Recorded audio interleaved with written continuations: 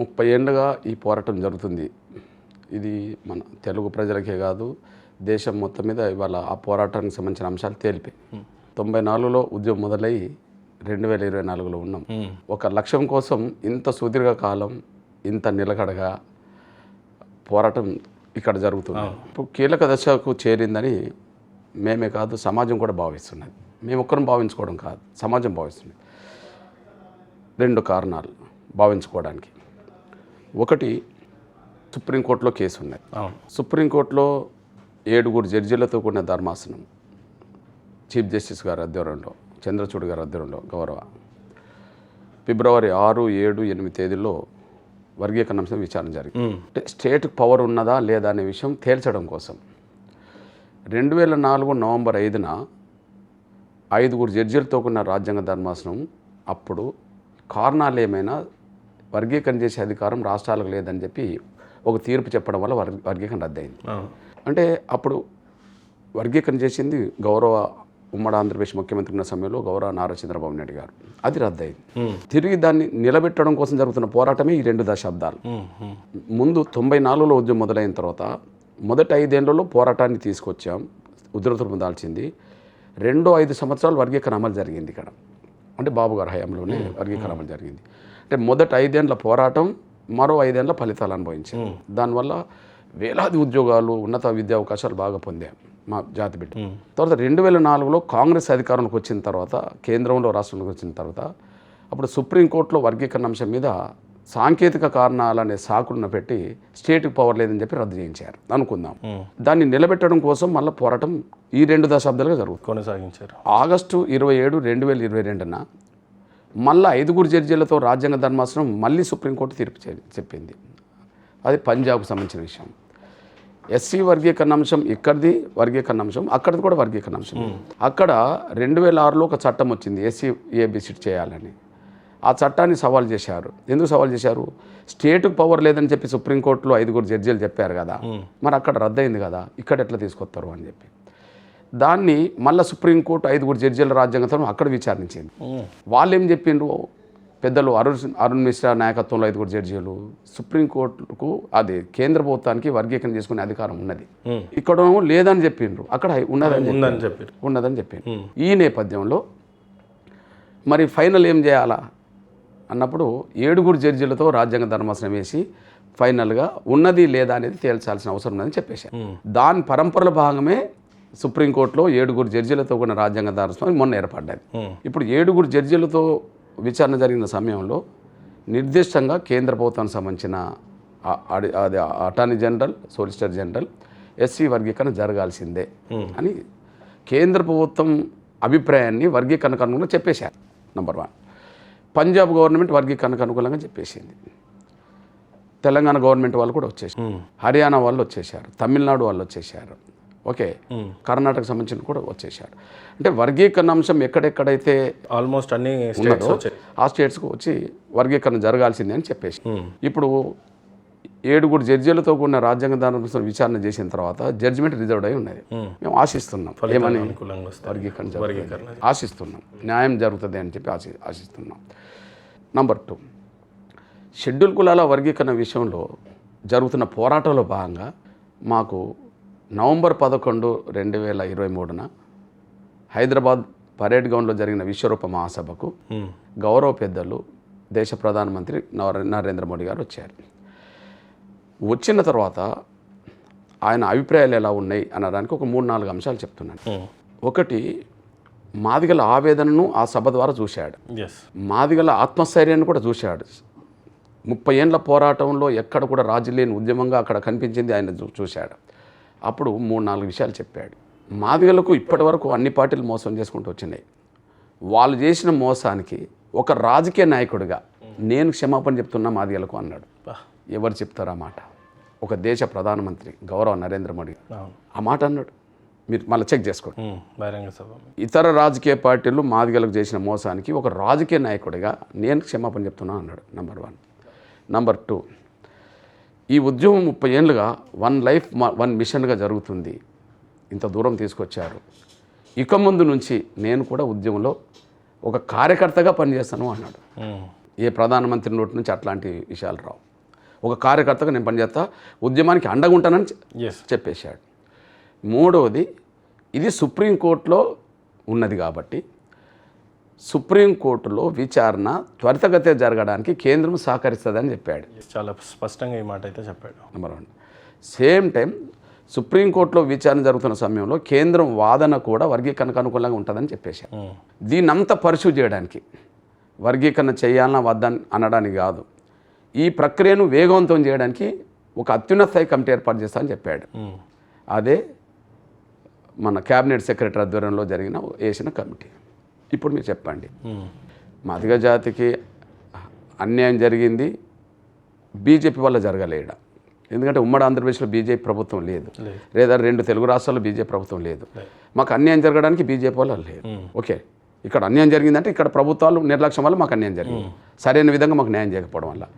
ఈ నేపథ్యంలో బీజేపీ వల్ల అన్యాయం మాకు జరగకపోయినా ఇతరులు చేసిన అన్యాయానికి మాకు ఈయన క్షమాపణ చెప్పడం జాతికి. 2, ఈ పోరాట స్ఫూర్తిని గుర్తించి నేను మీకు అండగా నిలబడతాను, కార్యకర్తగా పనిచేస్తానని చెప్పడం. చాలా ధైర్యాన్ని ఇచ్చినట్టు. సుప్రీంకోర్టులో కేసు ఉంది, దీన్ని వేగవంతం చేద్దామని చెప్పడం. అక్కడ కేంద్రం కూడా వర్గీకరణకు అనుకూలంగా ఉంటుందని చెప్పడం. వీటన్నిటిని పరిశీలి చేయడానికి కమిటీ ఏర్పరచని చెప్పడం జరిగింది. ఇప్పుడు చెప్పండి, 30 ఏళ్ల పోరాటానికి అతను వచ్చినాక 3 నెలలు ఒక కీలక దశకు చేర్చినట్టే. 30 ఏళ్ల పోరాటం 3 నెలలు. మీరు చెప్పండి, నవంబర్ 11 వేదిక మీదకి వచ్చాడు, ఇవన్నీ చెప్పాడు. ఫిబ్రవరి 6, 7, 8కి అది అయిపోయింది, అంటే విచారణ అయిపోయింది అంతే. అంటే ఇప్పుడు మిగిలింది జడ్జిమెంటే కదా. Okay, judgement. కాబట్టి జడ్జిమెంటు ఆశిస్తున్నాం మాదిగలకు న్యాయం జరుగుతుంది అని చెప్పి దేవుడి దయతో కేంద్రం వర్గీకరణకు అనుకూలంగా చెప్పడం. అంటే ఇక్కడ సుప్రీంకోర్టులో కూడా చీఫ్ జస్టిస్ గారు ఆధ్వర్యంలో వస్తున్న తీర్పులు సామాజిక న్యాయానికి, ప్రజాస్వామ్య పరిరక్షణకు ఎంత నిలువుటెత్తద్దంగా ఉండేవో మనం చూస్తున్నాం. కాబట్టి న్యాయం జరుగుతుందని ఆశిస్తున్నాం. అదే సమయంలో కేంద్రం కూడా ఈ వర్గీకరణ అంశాన్ని ఏ రూపంగానైనా సరే పరిష్కరించడానికి అవకాశం ఉన్నదానికి చెప్పడానికి సాక్ష్యం ఏంటంటే నరేంద్ర మోడీ గారే వచ్చి హామీ ఇచ్చాడు కదా. ఇక ఆయన మీద నమ్మకం లేకపోతే ఎవరి మీద పెట్టుకుంటాం. అంటే ఇక్కడ కృష్ణన్న, గతంలో చూసినట్లయితే అనేక ప్రభుత్వాలు కూడా ఈ రకమైన అంశాల మీద మీకు హామీలు ఇచ్చినాయి. ఈ రోజున ప్రధానమంత్రి మోడీ గారు స్వయంగా బహిరంగ సభలో మీకు అండగా ఉంటాడని చెప్పిన మాట ఎంత వాస్తవమో, గతంలో చంద్రబాబు నాయుడు గారే వర్గీకరణకి మీకు అండగా నిలబడ్డాడు, ఆయనే చేశాడు అప్పుడు ఆయన హయాంలో, ఇప్పుడు మళ్ళీ ఆయనే చేస్తాడని మాట ఇస్తున్నాడు. రేపటి రోజున కేంద్ర ప్రభుత్వం ఆ మాట తప్పినా, ఇటు చంద్రబాబు నాయుడు గారు ఇదే వర్గీకరణ విషయంలో మీకు సపోర్ట్ చేయకపోయినా మీ పోరాటం మళ్ళీ అలానే కొనసాగుతుంది కదా. ఏ రకమైన స్పష్టంగా మీరు హామీ తీసుకున్నారు అని అంటే ఏం చెప్తారు? తమ్ముడు, ఇప్పుడు ఏనాటి పరిస్థితులకు అనుగుణంగా ఆనాడు నిర్దిష్టమైన న్యాయమైన నిర్ణయాలు తీసుకుంటూ పోవాలి. మనం ఊహల్లో ఉండి తీసుకోలేం, వాస్తవాలకు అనుగుణంగా తీసుకోవాలి. ఇప్పుడు మేము ఈ సమయానికి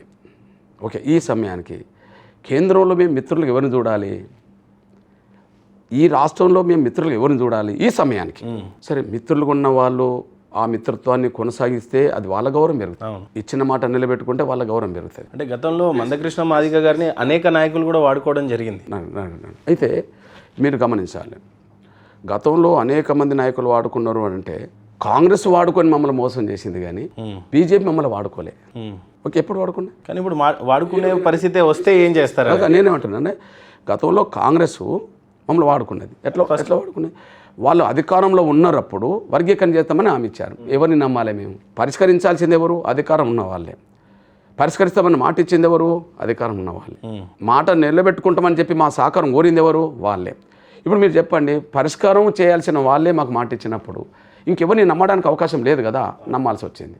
ఆ నమ్మడం మేము చేశాం, కానీ వాళ్ళ నమ్మకాన్ని నిలబెట్టుకోలేకపోయారు కదా. ఎగ్జాంపుల్, 2004, 2014 మధ్యలో ఉమ్మడి ఆంధ్రప్రదేశ్ ఇక్కడనే కాంగ్రెస్ పరిపాలన, 3 ముఖ్యమంత్రులు మారిండ్రు. ఆడ మన్మోహన్ సింగ్ గారే దేశ ప్రధానమంత్రి, 10 ఏళ్ళు ఆయన పరిపాలించిండ్రు. షెడ్యూల్ కులాల వర్గీకరణకు అనుకూలమని తీర్మానాలు వాళ్ళే చేసిండ్రు, కమిషన్లు వాళ్ళే వేసిండ్రు. ఓకే, రిపోర్ట్ మాకు అనుకూలంగా వచ్చినాక పార్లమెంట్లో బిల్లు పెట్టకుండా ఆపేశారు. ఆపడానికి కారణం ఏంటంటే అక్కడ వర్గీకరణ వ్యతిరేక శక్తుల పలుకుబడి మొదటి నుంచి కాంగ్రెస్లో ఎక్కువ ఉండడం వల్ల వర్గీకరణ ప్రక్రియ ఆగిపోవడానికి దారితీసింది. నెంబర్ 1. ఇప్పుడు మీరు ఇక్కడ చూడండి, ఇప్పుడు కేంద్రంలో మాకు మిత్రులు ఎవరిని చూడాలి? ఒకరోమో ఆచరణలో చేస్తామని చేయకుండా మోసం చేసిన వాళ్ళు ఉన్నారు. వర్గీకరణ వ్యతిరేక శక్తులు అక్కడ బలంగా ఉంటాయి, మళ్ళీ వాళ్ళ దగ్గరనే బలంగా ఉంటాయి. చేస్తామని చేయకుండా మోసం చేసిన ఉన్నారు. అడ్డుకున్న వాళ్ళు అడ్డుకుంటున్న వాళ్ళు అక్కడ బలంగా ఉంటారు. ఆడ ఇక్కడ చేయడానికి ముందుకొచ్చారు. ఆయన మీద సంపూర్ణ విశ్వాసం ఉన్నది. ఎందుకు ఉండడానికి కారణం ఏంటంటే, మీరు కాంగ్రెస్ హామీలాగా నరేంద్ర మోడీ గారు హామీలు చూస్తామా? చూడం. ఏది చేయదలుచుకుంటే అది నీకు ఇష్టం ఉన్నా లేకపోయినా, ఒక నిర్ణయం ఆయన తీసుకుంటే అందరూ హర్షించకపోవచ్చు, అందరికీ అది ఆమోదం కూడా కాకపోవచ్చు, కానీ చేయాలనుకుంటే చేస్తాడు. చేసే శక్తి గల్లోడు, హృదయం గల్లోడు. హృదయం చాలా సున్నితమైంది, కానీ సంకల్పం చాలా దృఢమైంది. చాలా దృఢమైంది. మనం మనం మనం ఈ దేశంలో ఇప్పుడు ఆయనను మనం చూస్తున్నాం. హృదయం ఎంత సున్నితమైందంటే ఏదన్నా సందర్భం వచ్చినప్పుడు కళ్ళ నీళ్ళు వస్తుంటాయి ఆయనకు. కానీ గుండె ఎంత గట్టిదంటే, భారతదేశంలో మనం ఎంతోమంది ప్రధానమంత్రి స్థాయికి చూడాం, కానీ ఇంత సవాళ్ళు ఎదుర్కొని వచ్చిన ప్రధానమంత్రిని చూస్తామంటే చూడలేం. కాబట్టి సవాళ్ళు ఎదుర్కొనే గుండె ధైర్యం ఉన్నది, సామాజిక స్పృహతో ఆలోచించే సున్నితమైన మనస్తత్వం ఉన్నది. ఇక్కడ మందకృష్ణ మాది గారిని చూస్తే అనేక వేదికల మీద కొట్లాడి నిలబడి పోరాటం చేశారు మీరు. అట్లాంటిది ఆ రోజు వేదిక పైన నరేంద్ర మోడీ గారిని పట్టుకొని అంతగా భావోద్వేగాలకి లోనవ్వడానికి గల కారణాలేంటి? అంతగా ఏడవడానికి గల కారణాలేంటి? కారణం ఏంటంటే నాన్న, ఇప్పుడు మేము ఊహిస్తామా, ఒక దేశ ప్రధానమంత్రి, అందులో ఒక సమర్థుడైన కదా, ఈ దేశ గౌరవాన్ని ప్రపంచ స్థాయిలో పెంచుతున్నా కదా, మన దేశం జోలికి రావాలన్నా పక్క దేశాలు భయపడే పరిస్థితి తీసుకొచ్చిన కదా, అట్లాంటి ప్రధానమంత్రి పక్కన కూర్చున్నప్పుడు అది ఊహించలేని సందర్భం. మరొక వైపు 30 ఏళ్ళ సమస్య పరిష్కారానికి పెద్దయిన పరిష్కారం చూపెట్టబోతున్నాడు అనే ఒక నమ్మకం. ఈ 30 ఏళ్ళలో పడ్డ కష్టాలు, బాధలు, ఇబ్బందులు, కార్యకర్తల శ్రమ కదా, పిల్లల కేసులు పడితే జైలు పాలు ఇప్పటికీ తిరుగుతున్న సందర్భాలు, కొంతమంది బిడ్డలు వాళ్ళ విలువైన ప్రాణాలు కోల్పోవడాలు, మాకు సురేందర్ మాదిగ మరణం ఒకటి గుర్తుకొస్తుంటాయి. గాంధీభవన్ ఘటనలో, అంటే గాంధీభవన్ ఘటన జరిగింది మీకు తెలుసు. ఓకే, చేస్తామని మోసం చేస్తే మానవులు పోయి గాంధీభవన్లో కొంత ఇబ్బంది చేసే చనిపోయాడు. చనిపోతున్న క్రమంలో సురేందర్ మాదిగ అనే తమ్ముడు ఏమన్నాడంటే, ఇక అతను 90% కింద పడి కాలిపోయిండు, కళ్ళు కూడా కనిపించవు.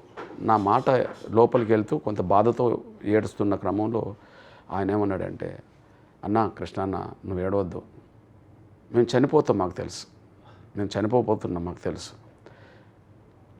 మేము చనిపోయినా మాకు బాధ లేదు, కానీ అన్న వర్గీకరణ అంశాన్ని మాత్రం మధ్యలో వదలొద్దే కదా, అవన్నీ గుర్తుకో కదా, చనిపోతున్న తెలుసు కూడా వర్గీకరణ. ఆ సమయానికి సిపిఐ నారాయణ గారు వచ్చారు. సిపిఐ నారాయణ గారు వస్తే ఆయన మాట ఈయనకు అర్థమైంది. సురేందర్ నువ్వేం కాదని అంటే, ఏందన్నా మేము చనిపోతాం, కానీ మీ పద్ధతి మంచిగా లేదన్నా, మీరు మా దగ్గరకు వచ్చి సానుభూతి వ్యక్తం చేస్తుండన్నా, సమస్య పరిష్కారం పార్లమెంట్లో ఉన్నదన్నా, మీ పార్టీ పార్లమెంట్లో మాట్లాడతలేదన్నా, చనిపోతూ నాకేమో మధ్యలో వర్గీకరణ ఆపద్దన్న, ఉద్యమాన్ని ఆపద్దన్నా, జాతి భవిష్యత్తు దాని మీద ఆధారపడి ఉన్నదన్నా, మేము చచ్చిపోయినా పర్లేదన్నా అని ఒకవైపు అంటూ, నారాయణ గారు వస్తున్న నారాయణ గారిని ఆ సమయంలో కూడా మీరు ఇక్కడ మా దగ్గర సానుభూతి వ్యక్తం చేస్తున్నారు, కానీ మాట్లాడాల్సిన చోట మీరు అక్కడ మాట్లాడతలేరన్నా, మీరు మాట్లాడాలన్నా మాకు తరపున అని ఆయన మాట్లాడు. తమ్ముడు చెప్పండి, 30 ఏళ్ళుగా ఈ పోరాటం ఓకే, ఎన్నో సవాళ్ళు ఎదుర్కొంటూ వచ్చింది, ఎన్నో కష్టాలు చూసింది, ఎన్నో ఎన్నుపోట్లు చూసింది. బహుశా తెలుగు నేల మీదనే కాదు, భారతదేశ వ్యాప్తంగా ఇట్లాంటి సోషల్ మూమెంటు, ఒకవైపు వర్గీకరణ అడ్డుకునే శక్తులు మాకంటే చాలా బలవంతులు, అడ్డుకునే శక్తి పలుకుబడితో అంటారు, మాకు ఆ శక్తి లేదు. రెండో వైపు ఆయా సందర్భంలో పాలక వర్గాలే ఎంఆర్పిఎస్ ఉద్యమాన్ని జీర్ణించుకోలేకుండా మళ్ళా ఉద్యమాన్ని చీల్చడానికి జరిగిన ప్రయత్నాలు, అంటే ఉద్యమంలోనే ఎన్నో కుట్రలు. మరొక వైపు పాలకుల నిర్బంధాలు, కేసులు. మీరు చూడండి, ఒక విప్లవోద్యమం నిర్బంధం ఎదుర్కొన్నది, కానీ ఆ తర్వాత తెలుగు నేల మీద అన్ని ప్రభుత్వాల చేత నిర్బంధాన్ని ఎదుర్కొన్న ఏకైక ఉద్యమం ఎంఆర్పిఎస్ ఉద్యమం. తమ్ముడు ఇప్పుడు మీరు చెప్పండి, ఒక లక్ష్యం కోసం 94లో మొదలైన ఉద్యమం ఒక కీలకట్టగా చేసే సమయానికి ఎన్ని కష్టాలు, ఎన్ని బాధలు, ఎన్ని త్యాగాలని గుర్తుకొచ్చినప్పుడు, పక్క ప్రధానమంత్రి ఉన్నప్పుడు ఇవన్నీ బాధతో కళ్ళనీళ్ళు వస్తాయి కదా తమ్ముడు. నేను కళ్ళనీళ్ళు తీసుకుంటే నీకు కూడా కళ్ళనీళ్ళు వచ్చినాయి కదా. అంటే నేను కళ్ళనీళ్ళు తీసుకుంటే నీ కళ్ళనీళ్ళు వచ్చినాయి అంటే 30 ఏళ్ళ కష్టం గుర్తుకున్నప్పుడు నాకెన్ని కళ్ళనీళ్ళు రావాలా? వాస్తవం. అనేక సార్లు ఎక్కడికైనా వెళ్ళాలి అని అన్నప్పుడు సరైన సదుపాయాలు కూడా మీకు ఉండవు. ఫైనాన్షియల్గా చూసినట్లయితే మీరు ముందు నుంచి కూడా ఏ బిజినెస్లో లేరు. అట్టడుగున స్థాయిలో ఉన్న ఉద్యమాన్ని ఈరోజు ఒక స్థాయికి తీసుకొచ్చారు. ఏకంగా దేశ ప్రధాని చేతిలో ఈ సమస్యను పెట్టారు. ఈ వర్గీకరణ నిజంగానే జరిగితే ఈ బిడ్డలకి ఏం జరుగుతుందన్న వాస్తవంగా ఒక విషయం మనకు అర్థమవుతున్నాం.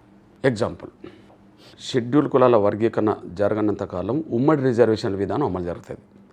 అందులో 59 కులాలు ఉంటే 59 కులాలకు ఇచ్చే అవకాశాలు, అందులో ఎవరు బలవంతులైతే వాళ్ళు లాక్కెళ్తారు. సింపుల్ విషయం. ఇప్పటివరకు అట్లనే లాక్కెళ్ళారు. అట్లనే లాక్కెళ్ళిండ్రు అనడానికి సాక్ష్యం 3 కమిషన్లు. 1965లో గౌరవ ప్రధానమంత్రి లాల్ బహదూర్ శాస్త్రి గారు ఎస్సీ రిజర్వేషన్ల ఫలాలు అందరికి అందుతున్నాయా లేదని తేల్చుకోవడానికి లోకూర్ కమిటీ వేశాడు కేంద్ర ప్రభుత్వం. అప్పటికి నేను పుట్టలే. ఆ కమిటీ చెప్పేసింది, ఆంధ్రప్రదేశ్లో ఎస్సీ రిజర్వేషన్ల ఫలాలు అంటే 15% ఉన్న కాడ 13-14% రిజర్వేషన్లు విద్య, ఉద్యోగ రంగాల్లో, సంక్షేమ రాజకీయ రంగాల్లో వన్ సైడ్ మాలలకు పోతున్నాయి. నెంబర్ 2 ఏమన్నదంటే, ఈ రిజర్వేషన్లలో వర్గీకరణ జరగాలి, లేదా ఇప్పటికీ డెవలప్ అయిన మాల వర్గాన్ని ఎస్సీ నుంచి తొలగించారు. ఈ రెండు ఏదో చేయకపోతే మాదిగలకు న్యాయం జరగదని అప్పుడు చెప్పేసింది. అప్పుడు మేము పుట్టలే. అయితే కాంగ్రెస్ కమిషన్ వేసింది కానీ పరిష్కరించాలి. అన్యాయం జరుగుతూ వచ్చేసింది. అన్యాయం జరుగుతూ పెరుగుతున్నప్పుడు ఆవేదన పెరుగుతుంది కదా, ఆ ఆవేదనకు రూపమే ఎంఆర్పిఎస్. ఆ తర్వాత చంద్రబాబు నాయుడు గారు మళ్ళీ కమిషన్ వేశారు, గౌరవ ఉమ్మడి ఆంధ్రప్రదేశ్ 96లో జస్టిస్ రామచంద్ర కమిషన్ రిపోర్ట్ ఇచ్చేసింది. ఉదాహరణకు అప్పుడున్న అందుబాటులో ఉండబడే ఉద్యోగాల లెక్క ప్రకారం షెడ్యూల్ కులాల్లో మాల కులస్తుల ఉద్యోగస్తుల సంఖ్య 72,000 అవుతే మాదిగ ఉద్యోగస్తుల సంఖ్య 18,000, ఇంకొక ఉపకులాలకు సంబంధించిన వాళ్ళ సంఖ్య 2,000. ఇప్పుడు ఉమ్మడి ఆంధ్రప్రదేశ్లో మెజార్టీ జనం మాదిగలే. మరి మాదిగలకు రావాల్సిన అవకాశాలు ఎన్ని? 18 వచ్చినాయి. ఆ 18 కూడా గ్రూప్ 1, గ్రూప్ 2 ఇందులో లేవు. అలా 4th క్లాస్ ఎంప్లాయీస్, స్వీపర్లు ఉండే కాడ, పారిశుద్ధ కార్మికులుగా ఉండే కాడ వాళ్ళని కూడా ఇండ్లేసిండ్రు. వీళ్ళకి ఇక్కడనే అన్ని రంగాల వ్యవస్థలు వాళ్ళు వెళ్ళిపోయిండ్రు. కాబట్టి అప్పుడు ఏం చెప్పింది, ఉద్యోగ విద్య అవకాశాల్లో ఉదాహరణకు 15% రిజర్వేషన్లో కూడా ఒక డాక్టర్ సీట్లు వచ్చినాయి అనుకో, ఏ మెడికల్ కాలేజ్కి వెళ్ళినా 13-14 అటు పోయేది, ఒకటే ఇటు వచ్చేది. ఒకటి రాని కాలేజీలు కూడా ఉంటాయి. అంటే ఎడ్యుకేషన్లో, ఎంప్లాయ్మెంట్లో మేము వెనుకబడ్డాం. సంక్షేమ పథకాల్లో ఎవరైతే ఆఫీసర్లు ఉన్నారో, ఎవరైతే రాజకీయ చట్టసభలో వాళ్ళు ఉన్నారో వాళ్ళ వర్గానికి దోసుకెళ్ళడానికి దారితీసింది. అంటే ఎడ్యుకేషన్లో వెనుకబడ్డం, ఉద్యోగాల్లో వెనుకబడ్డం, సంక్షేమంలో వెనుకబడ్డం, రాజకీయంగా మాకు అవకాశం లేదు. ఇదంతా ఎవరు చెప్పిండ్రు? రామచంద్ర కమిషన్ చెప్పి. మేము పుట్టకముందు లోకూర్ కమిషన్ చెప్పింది, పరిష్కారం దొరకలే. మాకు అన్యాయం పెరుగుతూ వచ్చింది కాబట్టి ఉద్యమం వచ్చింది. ఉద్యమం వచ్చినప్పుడు బాబు గారు కమిషన్ ఇచ్చిండ్రు. కమిషన్ అదే చెప్పింది. ఏం చెప్పింది? ఇప్పటికైనా బీసీల్లో కేటగరైజేషన్ ఉన్నట్టుగానే ఎస్సీలో కేటగరైజేషన్ చేయాలి అని చెప్పి. ఓకే. నెంబర్ 2 కేటగరైజేషన్ జరిగింది. ఇప్పుడు మీరు తీసుకుతున్నా కేటగరైజేషన్ లేనప్పుడు ఒక 50 ఏళ్ళు మాకు వచ్చిన ఉద్యోగాలు 18,000, వాళ్ళకు వచ్చిన ఉద్యోగాలు 72,000 అనుకుందాం. లెక్క నేను చెప్పే లెక్కలు కాదు, కమిషన్ రిపోర్ట్. ఓకే. మరి కేటగరైజేషన్ అమలు జరిగింది 5 ఏళ్ళ లోపే. మరి అప్పుడు మాకు 22,000 ఉద్యోగాలు వచ్చినాయి కదా. 50 ఏళ్ళలో మాకు వచ్చిన ఉద్యోగాలు 18,000, అది చిన్న ఉద్యోగం. వాళ్ళకు 72,000. కానీ కేటగరైజేషన్ అమలు జరిగినప్పుడు ఎవరి వాట వాళ్ళకి వచ్చింది. ఇక మా అవకాశాలు వాళ్ళు తీసుకెళ్ళడానికి అవకాశం లేదు. చాలా స్పష్టంగా క్లియర్గా మీ వరకు మీకు వస్తుంది. 5 ఏళ్ళలో 22,000 ఉద్యోగాలు అంటే చెప్పండి. మరి 50 ఏళ్ళలో మాకు 18,000 ఉద్యోగాలు అంటే యావరేజ్గా అప్పుడు 50 ఏళ్ళలో 20,000 ఉద్యోగాలు వేసుకుంటే 18,000 వేసుకుంటే సంవత్సరానికి 400 ఉద్యోగాలు అని అర్థం. వాళ్ళు వేల సంఖ్యలో పోయింది. కానీ ఇదే వర్గీకరణ జరిగిన 5 ఏళ్ళు, ఇంకా 5 ఏళ్ళు కూడా లేదు సరిగా, 5 ఏళ్ళలో 22,000 ఉద్యోగాలు అంటే 4,400 ఉద్యోగాలు సంవత్సరానికి వచ్చింది. అప్పుడు 400 ఉద్యోగాలు, ఇప్పుడు 5,400 ఉద్యోగాలు వేసుకోండి. మరి 100లో ఉన్న వాళ్ళం వేలలో రావడానికి కారణం ఏంటంటే వర్గీకరణ ద్వారా. ఓకే. ఇప్పుడు మెడికల్ కాలేజీలో ఆ 5 ఏళ్లలో 15 సీట్లు ఉన్న కాడ 7-8 సీట్లు, 8-9 సీట్లు మాదిగలకు వచ్చేసినాయి. ఒకటి ఎక్కడ, 8-9 ఎక్కడ. ఇట్లా మాకు న్యాయం జరిగింది.